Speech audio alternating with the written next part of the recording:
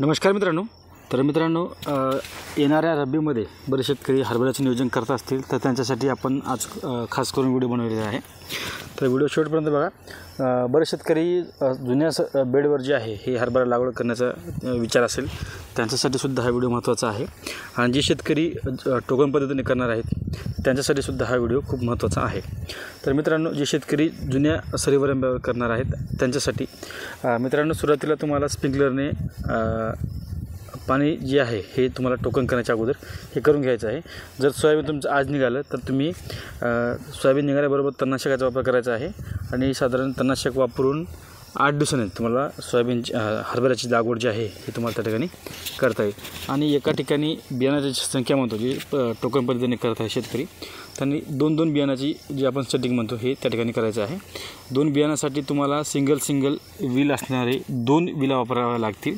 कारण की आपण याच्यामध्ये बरेच ठिकाणी अनुभव असा घेतलेला आहे की 2 दाणे बसणारी जी आपण व्हील वापरतो त्या ठिकाणी कधी 2 पडते तर कधी 1 पडते. या पद्धतीने त्याच्यामध्ये चुका जे म्हणतो आपण हे त्या ठिकाणी होऊ शकतात. त्याच्यामुळे सिंगल बी बसणारे एक बी बसणारे 2 विला जर वापरल्या तर प्रत्येक ठिकाणी जी बियाणं संख्या जे आपण म्हणतो ते त्या ठिकाणी तुम्हाला मेंटेन करता येते. आणि जे शेतकरी प्लेन जमिनीवर जर करत असतील टोकन पद्धतीने तर त्यांनी साधारण त्याच्यामध्ये 2 पद्धती आहेत. त्याच्यामध्ये जोडोड पद्धत आहे आणि एक सरसकट पद्धत आपण करू शकतो. तर मित्रांनो, आपली जमीन भारी असेल तर साधारण तुम्ही 2 फुटाचं अंतर त्या ठिकाणी घेऊ शकता आणि सरसकट तुम्हाला साधारण 6 इंचावर 2 बियाणे तुम्हाला टोकन करायचे आहे. याच्यामध्ये तुम्ही लाल चना घेऊ शकता किंवा काबुली किंवा मग डॉलर हे तिन्हीपैकी कोणतेही तुम्ही व्हरायटी त्या ठिकाणी घेऊ शकता. आणि जे शेतकरी जोडोळ करत आहेत, जोडोळमध्ये उतारा जे आहे हे चांगला येत असतो.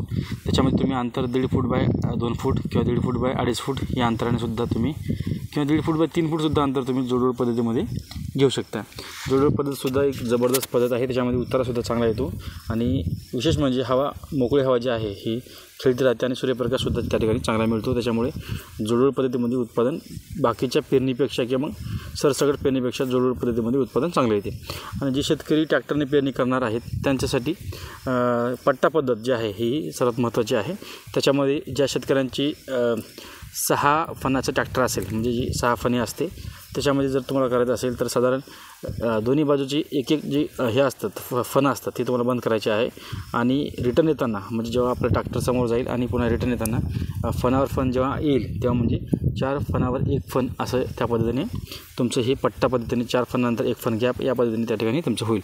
म्हणजे अंतर जे आहे हे 1.5 फूट 4 फणं आणि पुन्हा एक साधारण 3 फुटाचा फट्टामधला गॅप असं या पद्धतीने त्या ठिकाणी तुमचं होईल. ही सुद्धा पद्धत तुम्हाला करता येईल. जे शेतकरी BBFने करणार आहेत त्यांनीसुद्धा या पद्धतीने करू शकता. हे 2-3 पद्धती आहेत हरभऱ्याच्या ही जे की तुम्हाला चांगलं उत्पादन त्या ठिकाणी वाढू देऊ शकतात. परंतु जे शेतकरी टोकन करणार आहेत आणि जे शेतकरी टोकनमध्ये नवीन असतील तर त्यांना एक मनामध्ये भीती असेल की वर हरभरा पडल्यामुळे हरभरा मरतो की काय. कारण की बरेच जे जुने लोक आहेत त्यांना असं एक मन आहे की जेवढा हरभरा खोल असेल तेवढा चांगला राहते. आणि काही जणांना असा सुद्धा प्रश्न असेल की हरभरा वर असल्यानंतर हरभरा जास्त मरतो. पण याच्यामध्ये आपले 2-3 वर्षाचे अनुभव आहेत की हरभरा वरी जरी पडला तरी हरभऱ्याच्यामध्ये मरत नाही. तर हे गोष्टी पहिल्यांदा लक्षात घेतल्या पाहिजे.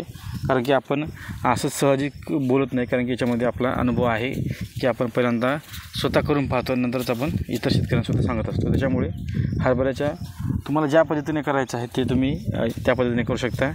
आणि ज्या शेतकऱ्यांना नवीन बेडवर करायचं असेल, ज्या शेतकऱ्यांकडे ड्रीप असेल त्या शेतकऱ्यांनी सरीवरंबासुद्धा करू शकता. 4 फुटाच्या बेडवर 2 लाईनीसुद्धा करू शकता किंवा 3.5 फुटाच्या 2 लाईनवरसुद्धा तुम्ही करू शकता. आणि ज्या शेतकऱ्याकडे स्प्रिंकलरची व्यवस्था नाही, पटपाण्याची व्यवस्था असेल त्या शेतकऱ्यांनी मात्र बेडचा वापर करायला पाहिजे. कारण की पटपाण्यामध्ये तुम्हाला एकदम मोकळं पाणी देता येणार नाही. त्याच्यामध्ये जास्त जे ओलावा म्हणतो आपण हे पटपाण्यामध्ये असते. त्याच्यामुळे बेडवर लागवड करून तुम्हाला नालीवाटे पाणी त्या ठिकाणी तुम्हाला देता येईल. म्हणजे वेगवेगळ्या पद्धतीने वेगवेगळे नियोजन जे आहे हे तुम्हाला करता येईल. आणि जे शेतकरी कोरडवाहू करणार आहेत त्या शेतकऱ्यांनी सुद्धा सध्याला वातावरण आणि जमिनीमध्ये ओलावा